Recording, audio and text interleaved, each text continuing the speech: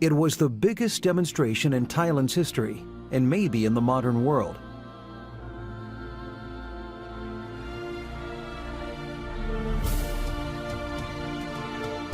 On November 24, 2013, over 1 million Thai people took to Ratchadamnern Avenue and other streets in Bangkok.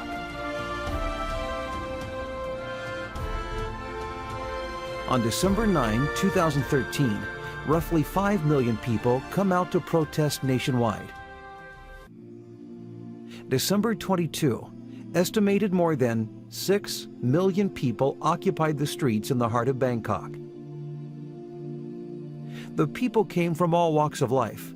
They were unified under one goal: to remove the corrupt government and reform the country. They came together because they could not stand it anymore. They came to make what is right, right. They came to uproot the Thaksin regime, a regime planted by the former exile Prime Minister Thaksin Shinawatra that had continued to grow under the current government run by his sister Yingluck Shinawatra. Thailand is a democratic country with the king as the head of state. The governmental system is similar to that of Britain. People elect the representatives who form the parliament, and the party that wins the election chooses the prime minister, who in turn appoints the cabinet. It's been a democracy for 80 years. Despite being marked occasionally by bad politicians and coups d'etats, never before that Thailand has been divided and as corrupt as it has been during the 12-year period under Thaksin's regime. Some people think that in a democracy, if the government came from elections, it is a legitimate government.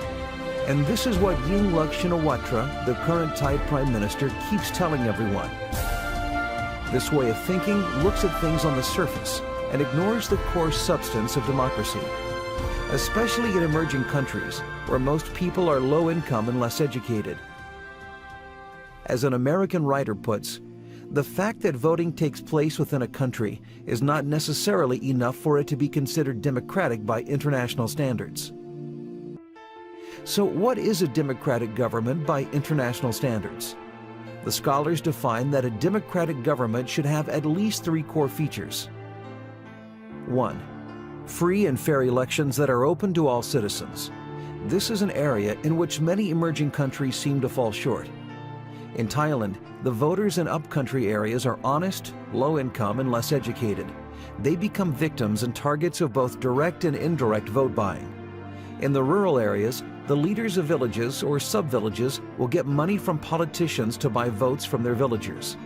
Once these villagers agree with the leaders to vote for someone, they are honest, or in some cases they are in fear of the leaders. They will vote for such politician and get the money.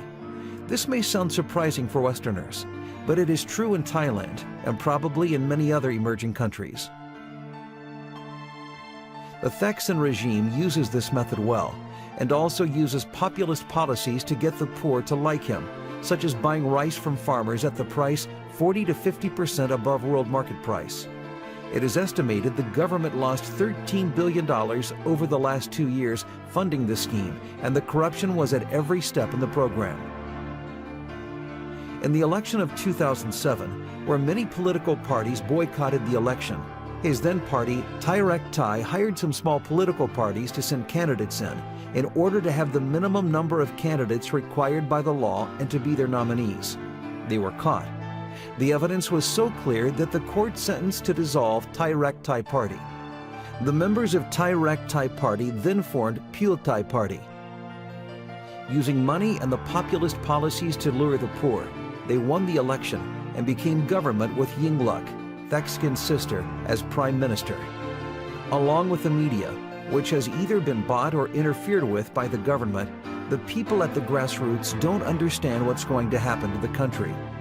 In Bangkok, though, where voters are more sophisticated, Thai Party has never won an election, even the recent election of the Bangkok governor. 2. Rule of law, majority rule, and individual liberties. While democracy rests on the basic principle of majority rule, it also protects certain individual rights and liberties and prevents too much power from concentrating in any one individual or group of people. The laws and procedures must be applied equally to all citizens. This means having a system of checks and balances in place to prevent the abuse of power. Majority rule is necessarily limited to protect the rights of minorities.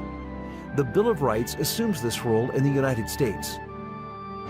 In Thailand, under the Thaksin regime, Thaksin appoints his relatives and close allies to be heads of many powerful organizations, including the army and the police. With the money that Thaksin regime steals from the country and the power they have, the police and the district attorney are easily on their side. The result is a police state and unjust legal procedures in which citizens are not treated equally by law enforcement. When the Pheu Thai party won the election through undemocratic methods, they owned the parliament. And as the winning party, they also became the government. There is no check and balance here. They believe they can do anything they want. They make laws for the benefit of their own group. This is what we call democratic dictatorship. They amended the Telecom Act to increase the limit of foreign shareholding in Thai telecom companies from 25% to 49%. 2 days later, Thaksin sold his 48% share of the Shin Corporation, a public telecom company, to a Singaporean company for $2.5 billion, and he evaded the tax.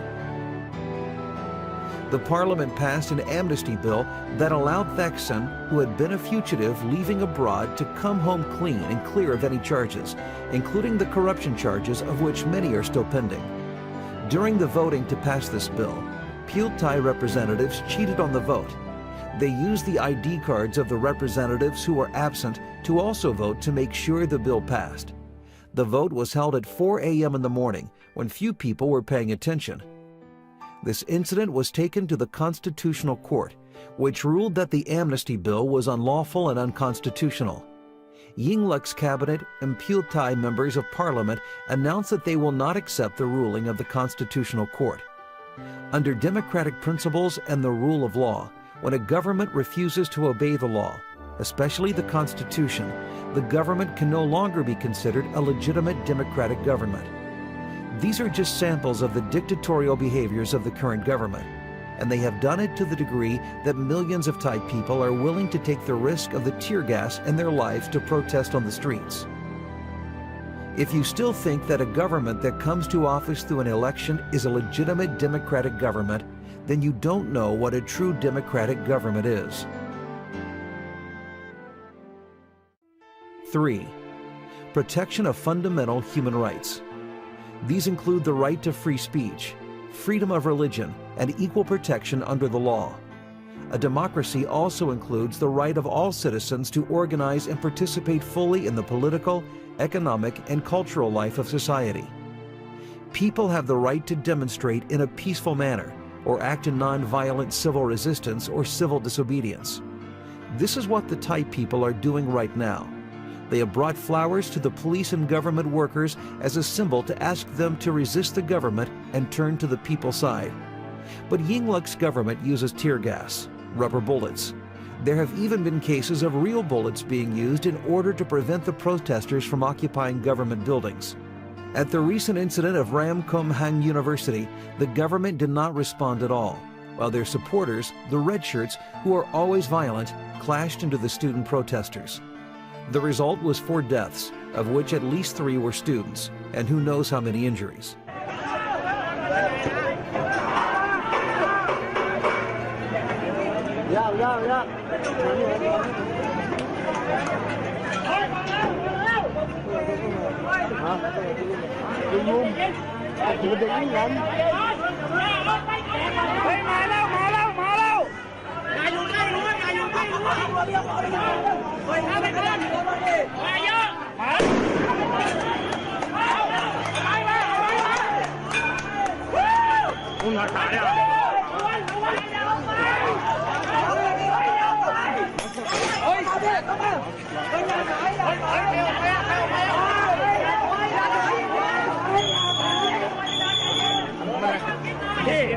พี่ครับมันมีกล้องวงจรปิดตรงนี้เมื่อกี้ตำรวจเดินเข้ามาเป็นแถวแล้วก็งัดกล้องขึ้นพี่งัดกล้องขึ้นแล้วก็ยิงใส่พวกเราเลย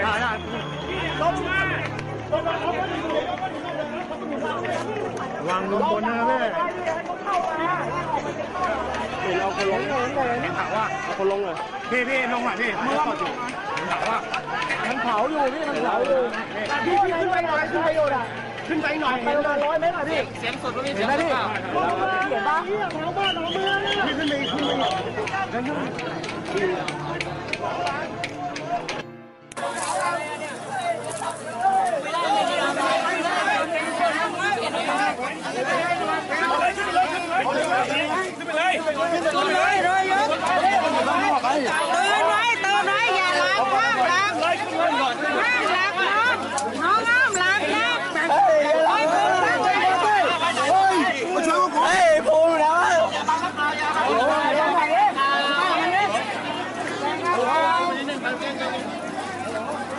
ไม่ต้องร้องแข็งไว้เอาไปคนเจ็บก่อนคนเจ็บกันเลย